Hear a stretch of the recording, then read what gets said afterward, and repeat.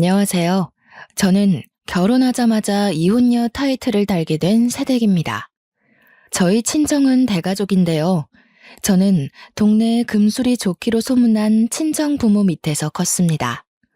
사랑만 받고 자랐다고 해도 과언이 아닌 가정 환경에서 컸기 때문에 사실상 결혼을 하기 전까지는 사람에 대한 두려움이 없었어요. 저는 늘 밝고 긍정적인 아이였거든요. 그런데 다 커서 성격이 바뀔 수 있다는 것도 결혼을 해서 알게 되었습니다. 웬만하면 트러블 없이 인생을 살았고 제 주위의 사람들은 전부 둥글둥글 하거든요. 그 때문에 저도 더더욱 독한 성향과 거리가 먼 사람이었습니다. 그러니까 제 딴에는 나름 독하게 행동해 본 게 결혼 이후 처음이라는 거예요. 사람이 제대로 된 고난을 겪으면 단단해진다던데 제가 단단해졌다고 봐야겠죠. 지금부터 어떤 시댁을 만나 어떤 삶을 살았고 어떻게 이혼을 하게 되었는지 들려드리겠습니다. 제 고향은 바닷가를 끼고 있는 지방이고 저는 그곳에서 태어나 취업을 하기 전까지 쭉 자랐어요. 저희가 살던 동네에는 주위가 14가구 정도가 몰려 있었는데 그 동네에서 우리 집은 대가족으로 좀 유명한 편이었습니다. 저희 친정 부모님은 인심이 좋아서 새로 이사 오는 가구가 있으면 꼭 오다 가다 인사를 하면서 인심을 베푸는 사람이에요. 그걸 보고 바람직하게 자란 우리는 총 6명의 남매였는데 태어나 보니 제가 5남 1녀 중에 막내더라고요. 딴 집에선 아들이 귀하고 아들 하나 얻으면 자식 농사로 족하다고들 했는데 저희 집은 딸이 귀한 편이었던지라 딸을 낳고 싶던 부모님이 제가 태어날 때까지 자식 농사를 부지런히 했다고 들었습니다. 그렇다고 친정 부모님이 아들을 나몰라라 한 건 아니었고 아들을 좋아하지만 딸을 무척 갖고 싶어 했다는 겁니다. 그건 아빠 엄마 둘 다 같은 생각이었대요. 그렇게 귀한 대접을 받고 태어난 저는 사랑을 정말 많이 받고 자랐습니다. 제가 태어났을 때 첫째 오빠는 이미 대학 입시를 앞두고 있는 나이였다고 했는데요. 엄마 말로는 첫째 오빠랑 둘째 오빠가 고등학생이라서 엄마가 일할 때 저를 자식처럼 잘 보살펴줬다고 합니다. 5명의 오빠들도 아들만 득실거리는 집안에 여동생이 나오니까 무척 조심스러웠대요. 여동생이 생겼다는 게 신기해서 제가 뒤집기를 하거나 밥을 먹거나 소리를 내면 그걸 그렇게 좋아하면서 관찰도 많이 했다고 했습니다.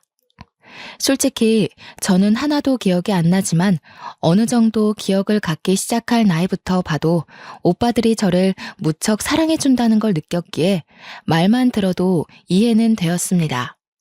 그렇게 매사에 귀하게 자란 저를 두고 주위 어른들은 가끔 오냐오냐 크는 거 아니냐고 했으나 친정 부모님부터 친오빠들까지 다들 하나같이 성품이 뛰어난지라 제가 모나게 클 수가 없었습니다. 솔직히 사춘기에도 화 한 번 낸 적 없을 정도로 서로 위하고 존중했는데 저희 집을 아는 사람들이라면 모나게 큰다는 말이 입 아플 정도일 겁니다. 그렇게 늘 제게 후한 인심을 베풀던 친정가족은 딱 하나 제게 잔소리하고 간섭하는 것이 있었는데요. 바로 남자 문제였습니다. 특히 친오빠들이 제게 연애 소식이 들리면 그렇게 저한테 남자친구에 대해 물어봅니다. 인적 사항을 묻는다기보단 평소 행실이 어떤 사람인지를 꼭 듣고 싶어 했어요. 남자는 남자가 잘한다고 했고 또 사람은 곧 내뱉는 말이 인성이니까 남자친구의 말주변을 특히 중점적으로 듣고자 했었습니다. 그런 환경에서 제가 결혼 소식을 알렸을 땐 집에서 난리가 났습니다. 제 나이가 27살이었는데 친정 중에서 결혼을 안 한 사람은 저밖에 없었고 오빠들은 전부 30대 후반에서 40대로 다 독립해 가장 생활을 하고 있었어요. 저만 부모님 집에서 통근을 하며 지냈기에 부모님한테 먼저 결혼 사실을 고백했더니 부모님이 친오빠들을 전부 호출한 거 아니겠습니까? 저희는 그날 오랜만에 가족회의를 하게 되었는데 다들 제 결혼을 반대하는 건 아니었고 단지 연애 상대였던 사람과 달리 더 집요하게 남편에 대해 캐물었어요. 이럴까봐 사실 결혼하는 게 망설여지기는 했습니다. 저희 가족이 정말 사랑 넘치고 좋지만 남편 되는 사람이 부담을 느낄 것 같았거든요. 그래서 저는 처음으로 친정 가족에게 뚜렷한 거절 의사를 비췄어요. 내가 선택한 사람이고 내 일이니까 뭐든 내가 알아서 할 거야. 나는 남자친구가 우리 가족 때문에 부담 느껴서 결혼 고민하는 거 싫어. 그러니까 나중에 결혼 인사를 하게 되면 뭐든 남편을 향한 무서운 눈초리를 자중해달라고 부탁했습니다. 친정가족은 제 의사를 참 잘 존중해 주었어요. 그거 하나는 사실 자부할 만큼 당연했던 건데 순간 결혼에 대한 얘기를 하다 보니 저도 모르게 가족의 반대가 따를까봐 긴장했었네요. 저의 입장과 상대 배우자의 입장을 고려해 상견례를 한다면 친오빠들 다 갈 건 아니고 둘째 오빠까지만 참석을 한다고도 합의를 봐줬습니다. 제가 식구들에게 이렇게 부탁까지 하게 된 것은 남편의 표정 때문도 있었는데요. 남편은 제게 오빠 5명이 있다는 걸 알고 살짝 겁을 먹는 것 같더라고요. 남편이 자기는 위에 누나만 2명이 있는데 남자들이 그렇게 많은 집안은 처음 봤다고 하대요. 그 모습을 보니 남편이 벌써 부담을 느끼는 것 같아서 제가 친정 가족한테 더더욱 자중해 줄 것을 피력했던 겁니다. 그 덕에 상견례를 잘 넘길 수 있었고 남편과 저는 무사히 결혼을 하게 되었습니다. 신혼생활은 시댁집에 신우가 아직 같이 살고 있어서 당연히 분가를 해야겠다고 생각했는데요. 그런데 신혼여행 다녀와서 방문한 시댁에서 제가 당황스러운 제안을 들었지 뭡니까? 너희 방 준비해놨다. 첫째 애가 그나마 큰 방 쓰고 있었는데 둘째랑 같이 써도 된다고 하니까 너희들이 첫째 방 쓰거라. 시모가 첫째 형님 방을 우리 신혼방으로 쓰라는 거 아니겠어요? 사실 친정부모가 저희 신혼 선물로 몰래 집을 하나 매매해줬거든요. 근데 그걸 제가 신랑한테 서프라이즈 해주려고 비밀로 하고 있었어요. 시댁에 먼저 인사를 왔던 차라 친정에 인사 가면 짜잔 하고 말해주려고 했는데 생각지도 못한 변수에 입이 다물어졌습니다. 제가 당황해서 말 못하고 있으니 시모가 저더러 마음에 안 드냐고 표정이 왜 그러냐고 물어보길래 어쩔 수 없이 솔직하게 말할 수밖에 없었어요. 실은 친정 부모님이 저희 신혼 선물이라고 집을 한 채 해주셨거든요. 그래서 저희는 분가를 할 생각이었어요. 집에 형님도 2분 다 계시는데 저희가 들어오면 좁으니까요. 그래? 사돈네 사정도 우리랑 비슷해서 여의치 않을 텐데 무리를 하셨나 보구나. 그래서 그 집이 몇 평인데 그러니? 시댁 평수는 5식구 사는데 28평 정도였습니다. 그러나 친정 부모가 해준 우리 신혼집은 50평이었어요. 제가 결혼한다니까 친오빠들까지 돈을 모아서 하나 마련해 준 거라 제법 좋은 아파트였죠. 사실 이렇게 시누이 집 선물을 해주겠다고 하면 새언니들이 싫어할 수도 있다고 생각할 수도 있을 텐데 저희 새언니들은 친오빠들을 닮아 하나같이 전부 1등 신부에 성품흉한 사람이었습니다. 그래서 오히려 새언니들끼리 먼저 시누애기가 시집간다고 집 해주자는 얘기를 임모아했던 사람들이에요. 아이고 잘 됐네. 그럼 이 집은 새 주고 이참에 우리 다 같이 글로 이사하면 되겠구나. 그렇잖아도 애들이 다 크는 바람에 이 집에서 멀건 사람 5이 살기가 좀 답답했거든. 시모의 발언은 제게 날벼락과 같았습니다. 이걸 어떻게 거절해야 하나 고민하고 있던 사이 남편은 그런 시모 말을 말리지는 못할 망정 옆에서 시모 말에 동조하면서 박수까지 짝짝 치고 지 엄마 똑똑하다고 난리가 난 거 아니겠습니까? 할 수 없이 제가 남편을 따로 불러내서 같이 사는 건 좀 그럴 것 같다고 조심스레 말을 꺼냈어요. 왜? 우리 가족들은 며느리한테 고나리질하는 사람들 아닌데? 좀 봐. 살다 보면 당신 아마 처가에서 사는 만큼 편할걸? 남편은 자기 식구들을 너무 믿고 있었고 제게도 틀림없이 귀한 대우 해줄 거라 자신하고 있었습니다. 남편이 그렇게 생각하는 이유는 남편이 집에서 막내인데 아들이기까지 해서 평소 시부모한테 사랑을 많이 받고 자란 사람이기 때문인데요. 저는 시부모 마주한 것이 상견례 말고는 스쳐가듯 본 게 다인 채로 결혼을 했다 보니까 막내 아들을 향한 시부모의 애정이 얼마나 깊은지는 모르고 결혼했어요. 생각보다 시부모는 아들 바보였고 남편은 그런 시부모에게 보답하겠다는 효심이 가득하더라고요. 혼인신고에 결혼까지 해버린 거 첫날부터 싸움을 일으킬 수 없어 결국 저는 합가를 허락했고 다 같이 신혼집으로 이사를 가게 되었습니다. 이 사실을 친정에 밝혔더니 친정 부모님보다 친오빠들이 더 난리가 났고 그보다 새언니들이 더 들고 일어났어요. 걱정 끼쳐서 죄송해요. 제가 허락한 거니까 일단 제 선에서 어떻게든 잘 지내볼게요. 언니 오빠들이 해준 집인데 제 마음대로 한 건 정말 죄송해요. 그날 저는 친정 식구들을 진정시키느라 집집마다 전화를 5번이나 돌렸습니다. 그렇게 마음 단단히 먹고 시작한 시댁과의 동거는 시작부터 삐걱거리게 되었어요.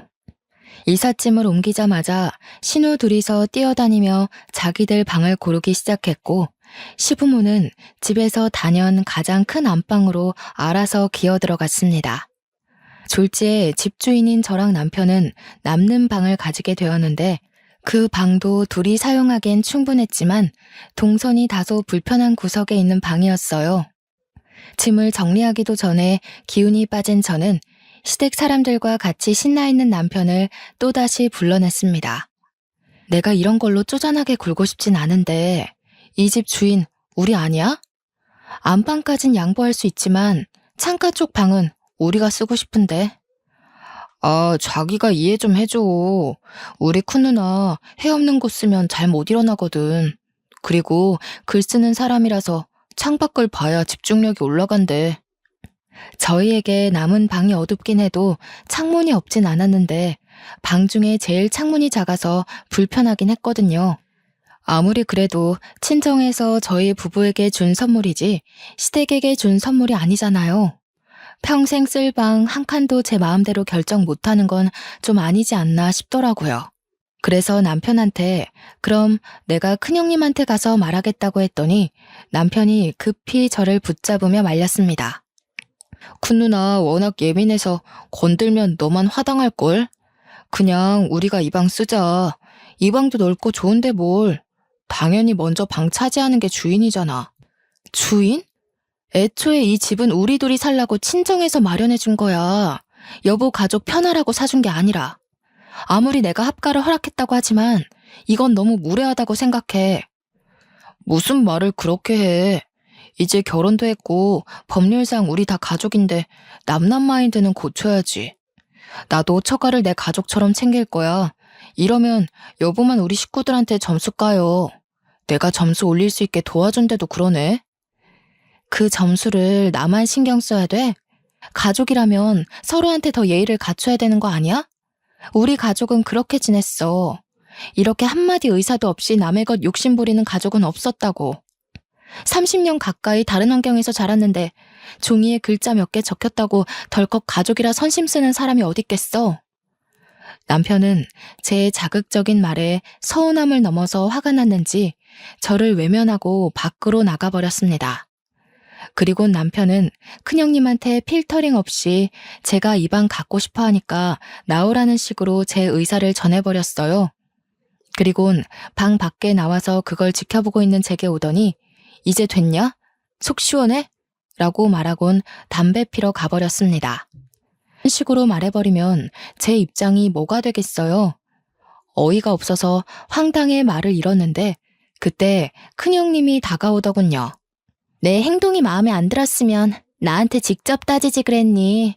남동생 시켜서 감정 소비하게 하지 말고. 너희 집에서 집 줬다고 벌써 으쓱거리려나 본데 우리 그런 걸로 쫄 사람 아니거든? 집 해왔다고 으쓱거리는 게 아니고요. 제 상식선에선 형님 행동이 이해 안 가서 그래요. 형님 나이 37살이시죠? 저희 새언니들도 대충 그 정도 나이들 되는데 진짜 어른스럽거든요. 뭐라고?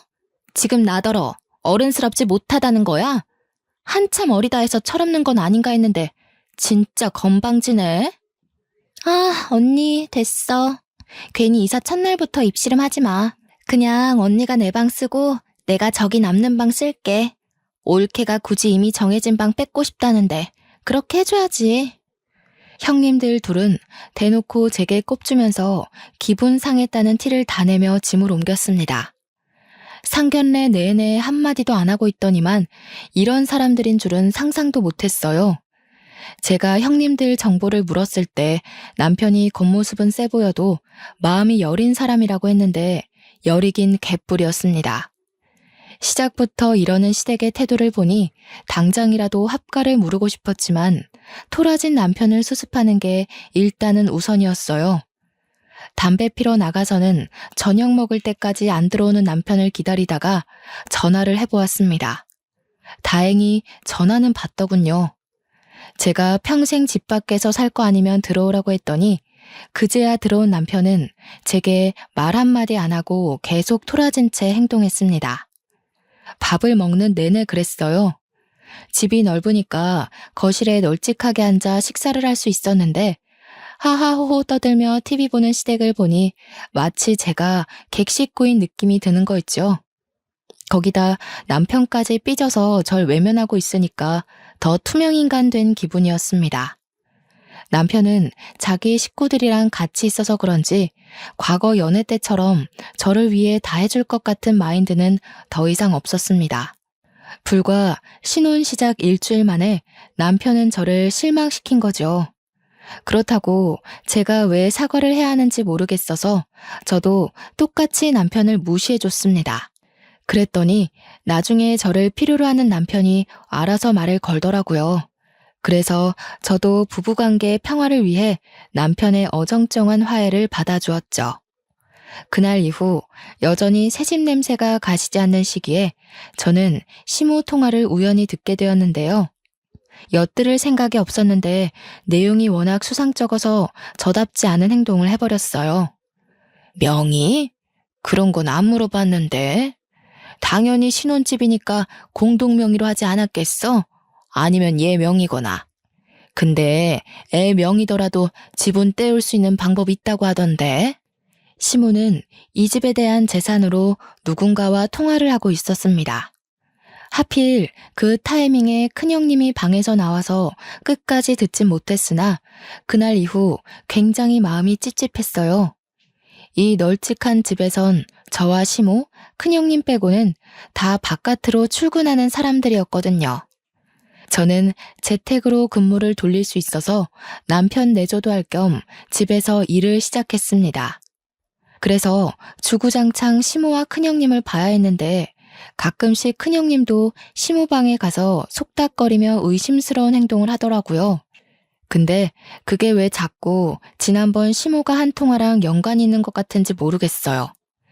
그렇게 찜찜한 마음으로 살던 어느 날 여느 때와 같은 대낮에 친정엄마가 집 옥상에 방안 비닐을 설치하다가 발을 헛디뎌 떨어졌다는 소식을 전해 들었습니다. 그 전화를 받고 너무 놀라서 근무 중인 남편을 부르지도 못하고 저 혼자 친정을 내려갔어요. 집에 있는 시모한테만 말을 하고 나선 거죠. 도착한 친정엄마 입원실에는 새언니들과 친오빠들이 있었는데 다행히 엄마는 비닐 잔뜩 깔아놨던 곳으로 추락하는 덕에 팔이랑 발목만 골절되고 다른 곳은 괜찮다고 하더라고요. 그런데도 걱정이 되는 건 딸로서 당연한 입장 아니겠습니까? 아빠한테 해달라고 하지 왜 엄마가 나섰어? 엄마 그런 거 할 줄도 모르면서. 내가 얼마나 놀랐는지 알아? 큰일 났으면 어쩔 뻔했어. 괜히 이제 막 결혼한 세대까지 내려오게 했네. 미안해서 어쩌누. 요즘 사는 건 어때? 사돈댁이랑 사는데 불편한 건 없어? 살림살이 어려운 건 없고? 엄마는 오히려 절 걱정하면서 살림 서툴러 시모한테 혼 안 나냐고 농담조로 물어보았습니다. 그 때문에 어느새 이야기의 화제는 제 쪽으로 몰렸고 새언니들도 저의 결혼 생활을 궁금해했어요. 새언니들 생각엔 제가 시댁과 합가를 했으니 분명 말 못할 스트레스가 있을 것 같다고 확신했나 봐요. 제가 그때 결혼한 지 한 달 차였습니다. 저를 걱정하며 바라보는 눈빛들이 너무 많아서 아무 일 없다고 말할 수밖에 없었어요. 또 다친 엄마가 저 때문에 마음고생까지 할까봐 차마 그 상황에선 그 어떤 고백도 할 수 없겠더라고요. 새언니들은 제 입장을 이해하는 건지 제가 떠나기 전에 몰래 저한테 용돈을 찔러주면서 힘든 일 있으면 언제든지 연락하라고 했어요. 언니들이 달려오겠다고요. 그날 그래도 친정 식구 만나는 덕에 든든한 힘을 얻고 귀가를 할 수 있었습니다. 그러나 여기서 뜻밖의 문제가 발생할 줄은 몰랐는데요. 저는 분명 시모한테 친정 가서 자고 올 거라는 말을 한 적이 없거든요. 그런데 밤늦게 집에 도착을 했더니 우리 동 아파트 입구가 시끄럽더라고요. 가까이 가봤더니 낯익은 얼굴들이 보였고 시모가 웬 낯선 아가씨 손을 잡고 있는 걸 발견했습니다. 심지어 남편도 그 여자 앞에서 얼굴을 붉히며 늘 감사하다고 고개를 숙이고 있었어요. 남편 얼굴이 붉어진 건 불빛이 밝아서 잘 보일 수밖에 없었죠. 저는 그걸 바로 아는 체 하지 않고 몰래 다가가서 무슨 상황인지 확인을 해봤습니다. 아유, 우리가 더 고맙죠. 변호사님이 발벗고 나서서 저희를 도와주시는데 어떻게 대접을 안 했겠습니까? 식사가 입에 맞았는지 모르겠네. 너무 맛있었어요, 어머님. 제가 아직 해드린 것도 없는데 이렇게 대접을 받아도 되나 싶네요. 이런 부분도 나중에 사모님 알게 되시면 문제될 수 있거든요. 변호사? 분명 처음 보는 저 아가씨는 변호사라고 했습니다. 시모가 변호사 만날 일이 뭐 있겠나 싶더라고요. 그때 그와 동시에 잠깐 잊고 있었던 지난날 시모의 의문스럽던 통화가 떠올랐어요. 저의 의문은 그들의 계속되는 통화에서 대충 감이 잡히기 시작했는데요. 시모는 신혼집 명의에 대해 계속 조사를 하고 있던 중이었고 집이 제 명의로 되어 있다면 얼마나 재산 분할이 가능한지, 혹시 재산 분할을 위해 어느 정도의 기간이 필요한지 등등을 묻고 있었습니다. 변호사는 어디서 온 여자인지 똑부러지게 답을 잘하더라고요. 저 변호사 말을 들어보니까 시댁은 제 집 재산을 노리는 것 같았고 이대로 가만히 있으면 제가 바보같이 돈을 내주는 입장이 되는 거 있죠. 저 변호사가 아무리 똑부러진다고 한들 시모를 돕는 입장이다 보니 제게는 그저 모든 게 불의로만 보였어요. 저는 더는 듣지 못하고 시모 앞에 나타나 이게 무슨 말이냐고 묻고 따졌습니다. 시모뿐만 아니라 시댁 식구 다 소스라치게 놀라면서 당황했는데 그 상황에서 남편이 저를 데리고 허겁지겁 자리를 뜨더라고요. 뭐 하는 짓이야? 명의? 나 모르는 사이에 내 집 팔아서 뭐 하려고 했어? 우리 지금 신혼 아니야? 대체 다들 나 몰래 무슨 속셈인 거야? 속셈은 무슨 속셈? 엄마 개인적인 일이야. 괜한 오해하지 마. 우리 집 명의 아니고 엄마 아는 지인이 물어봐서 대신 소개해주는 거라고. 잘 알지도 못하면서 따지고 드는 성격은 갑자기 어디서 생긴 거야? 내가 바본 줄 알아? 이혼 얘기, 재산 분할 얘기까지 다 들었는데 내 일이 아니라고? 우리 집 얘기가 아니라고? 내가 직접 어머님한테 가서 따져볼까? 그러기만 해봐. 증거도 없는데 쓸데없이 네 심증만 가지고 우리 가족 분위기 흐려놓으면 나 더 이상 자기 보고 살 자신 없어. 남편은 오히려 제게 언성을 올리면서 제 속에서 끓어오르는 여러 가지 의문들을 막으려 했습니다. 아는 것이 없으면 이렇게나 억울한 상황에서도 길을 펴지 못하겠더라고요. 저는 지난날 시모 통화처럼 그날 일도 똑같이 찝찝함만 남기고 흐지부지 마무리해야 했습니다. 그러나 그렇게 조금씩 수상하던 시모의 의도는 곧 얼마 안가 분출하고 말았는데요. 제가 회사에 잠시 볼 일 있어 외출을 했다가 집에 지갑을 놓고 오는 바람에 20분 거리를 다시 돌아간 적 있었거든요. 그날 집으로 돌아가는 길에 빨간 신호를 받고 차를 정차한 사이 저는 거리에서 시모를 발견했고 그때 그 변호사 아가씨를 다시 보게 되었습니다. 당연히 계속 지켜봤죠. 또 무슨 얘기를 나눌까? 정말 우리 집 명의 얘기가 아니었을까? 생각하며 유심히 쳐다봤는데 나중에 남편 차가 그쪽으로 향하는 걸 보았어요. 지난날 물증이 없어서 남편한테 더 따져들지 못했지만 아무리 생각해도 남편의 증언이 앞뒤 맞지 않는 거예요.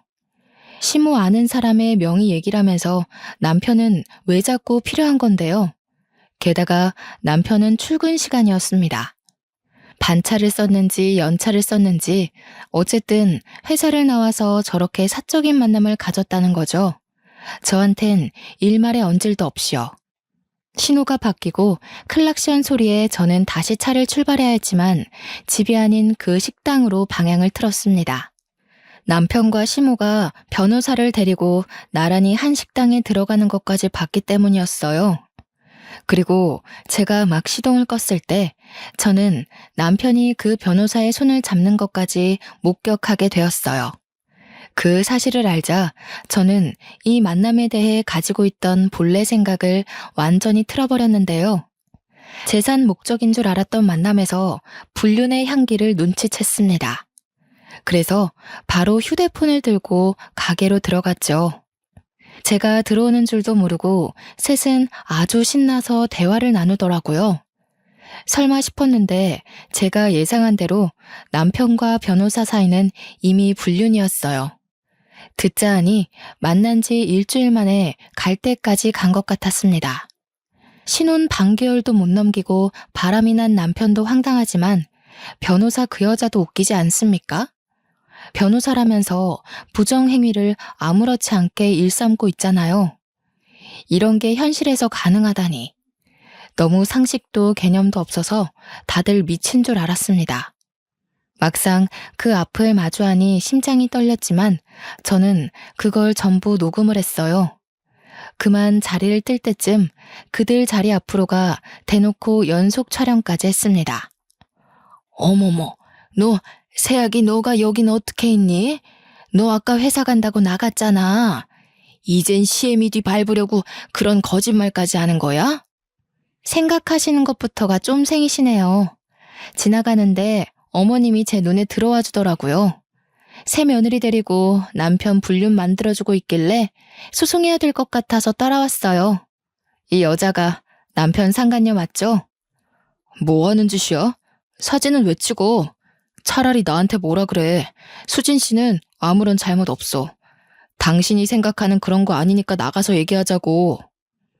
불륜짓 할 거면 차라리 우리 동네를 떠서 하지 그랬니? 이러니 불륜도 모자란 사람들은 감히 저지르는 게 아니라고 하지. 저기 변호사님? 정의랑 앞다퉈 싸워야 할 변호사가 왜 불의에 뛰어들어서 스스로 명을 단축하세요? 어디 회사예요? 신고 좀 할게요. 제가 상간녀한테 손을 내밀자 남편이 그 손을 탁 쳐내면서 벌떡 일어나 저를 상대하려 했습니다. 무섭게 쳐다보면서 눈빛으로 절 제압하려고 했는데요.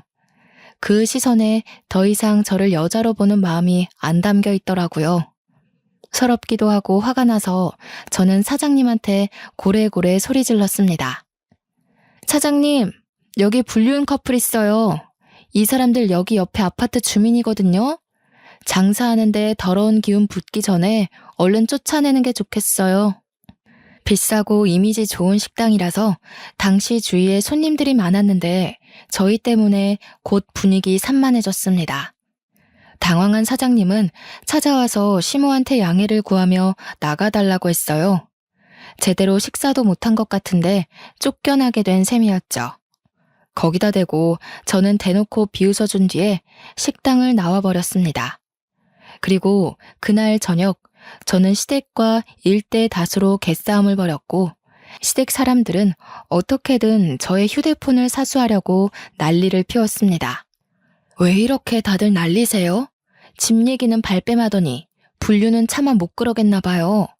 아, 제가 지금 소송해서 이혼하면 재산 못 가지죠? 아직 이 집 문제 해결 못 하셨나 보네. 그렇게 유능한 변호사는 아닌가 보죠? 새파랗게 어린 것이 감히 시애미한테 모욕을 줘? 집에 막둥이로 갔다더니 아주 오냐오냐 자라서 싹수가 없구나. 어디 어른을 그런 식으로 개망신을 줘? 집안에 막둥이로 큰 남편도 싹수가 없어서 불륜을 저지르는데 자식이 엉망으로 크면 부모된 도리로서 어머님이 정신 똑바로 차리셔야 되는 거 아니에요? 왜 자식더러 인생 망하라고 등 떠밀어요? 어머님 지금 어머님 얼굴에 똥칠한 거예요. 아세요? 제 말에 반박할 말이 없었는지 시모가 손을 올리더라고요. 제 머리통을 후려치려고 손을 들길래 그걸 슬쩍 피해버리니 시모가 자기 힘에 못 이겨 제대로 구부러졌습니다. 그러자 시부랑 형님이 시모를 챙기면서 저를 엄청 째려보더군요. 옆에서 남편은 저한테 따지면서 시부모한테 건방지게 굴지 말라고 호통을 쳤는데 그러면서 계속 휴대폰을 요구했습니다. 저는 그들 앞에서 휴대폰 잠금 장치를 다 풀어 보여줬고 그대로 창가로 가 그걸 창문 밖으로 내다버렸죠. 내 폰이 비싼 거라 동네 애들이 지나가다 주우면 지네 부모님한테 가져갈 거야. 그럼 어른들이 폰 주인 찾아주려고 폰을 열어볼 거고. 그렇게 되면 여보랑 어머님 행실도 동네방네 소문나겠네? 여기 반상에 안 나가는 아줌마들 없는 거 알지? 그 식당이 저희 아파트와 가까운 곳이라서 동네 주민도 많았거든요. 그래서 조금만 소문이 나도 직접 현장을 목격했다는 목격자가 나올 겁니다. 게다가 친정에서 부모님께 보고 배운 것처럼 저도 동네 주민들과 안면트기만 하면 인사하고 지냈는데요. 그 덕에 우리 동 아파트 주민 아줌마들은 대부분 제가 몇 호 세댁인지 알고 있었어요.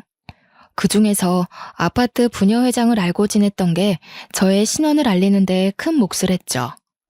휴대폰이 밖으로 노출이 되자 깜짝 놀란 남편과 식구들은 허겁지겁 집 밖을 뛰쳐나갔고 저는 진작에 빼놨던 유심칩을 들고 옛날에 쓰던 폰을 찾아서 꽂았습니다.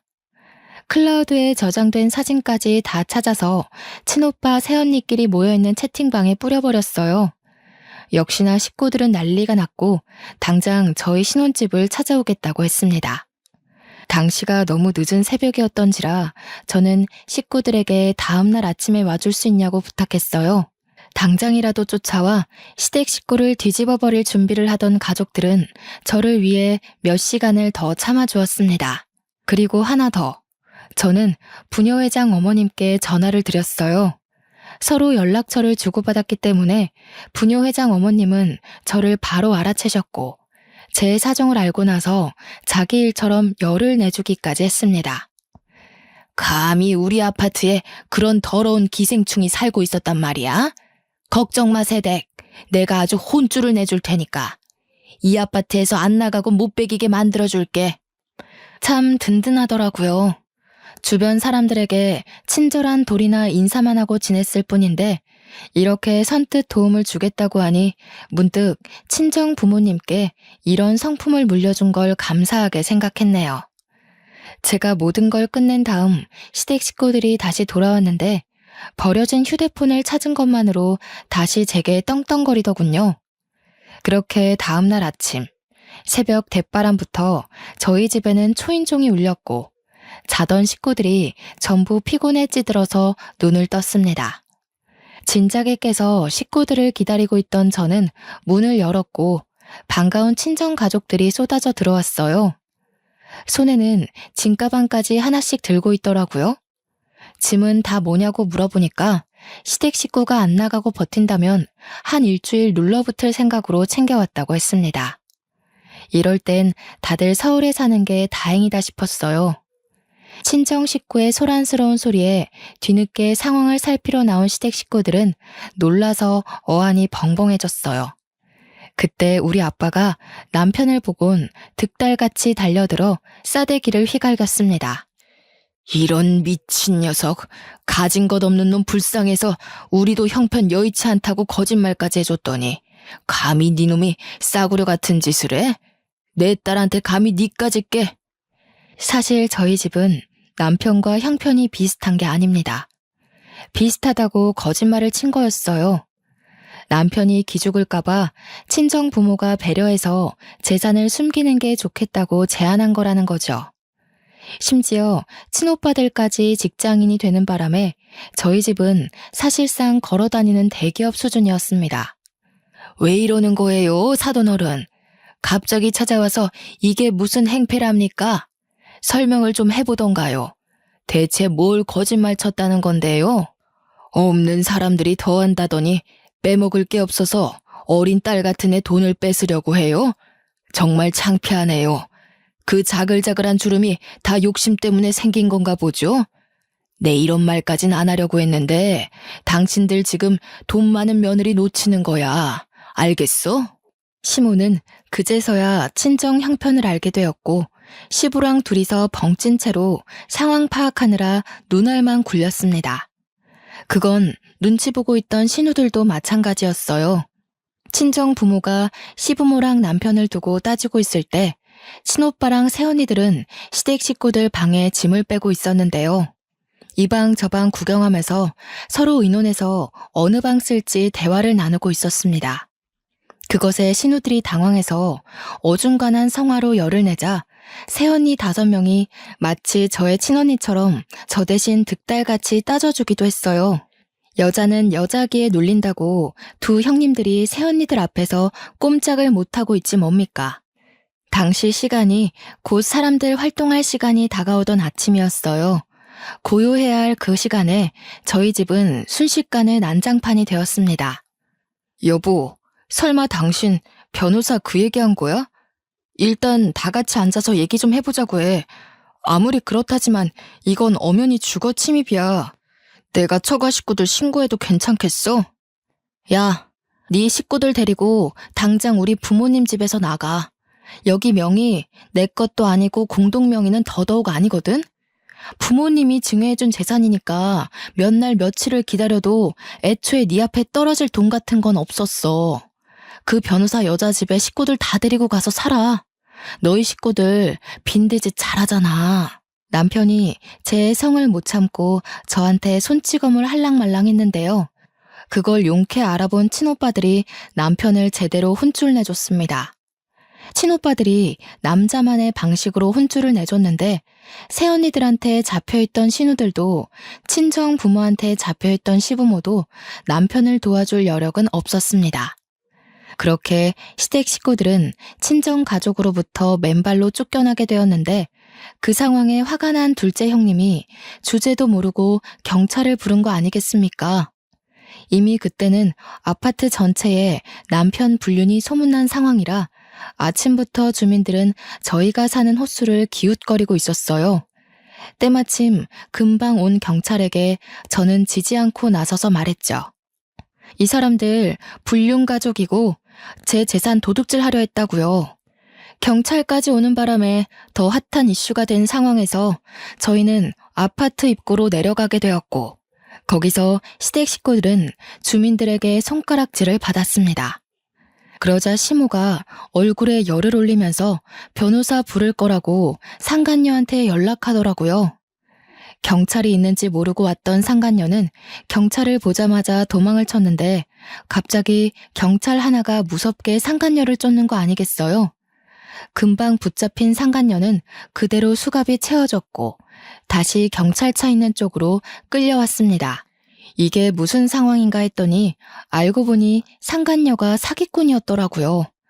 변호사가 아니라 사법고시 떨어져서 어줍잖은 사법지식으로 이렇게 사기를 열어쳤던 여자라는 겁니다.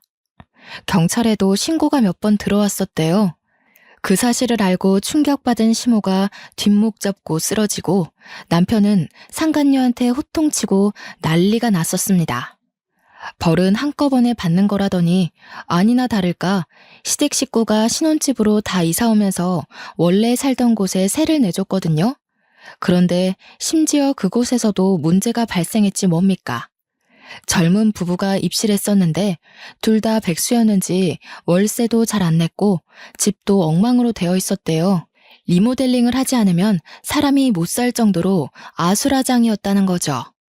졸지에 집도 없는 거지가 되었다는 사실을 자각한 남편과 시댁이 갑자기 제게 사죄를 하기 시작하더라고요. 자기야, 내가 대표해서 사과할게. 우리 식구들이 모자랐던 게 맞아. 자기가 나 배려해주느라 재산 속인 줄도 몰랐어. 내가 무식했어. 마누라의 그런 착한 본성도 모르고 다시는 그런 실수 안 할게. 제발 한 번만 용서해줘. 우리 이대로 나가면 정말 갈 곳이 없어. 역시 멍멍 걔한테는 역으로 똑같이 해줘야 돼. 그래야 자기가 한 짓이 걔만도 못한 짓이었다는 걸 깨닫지.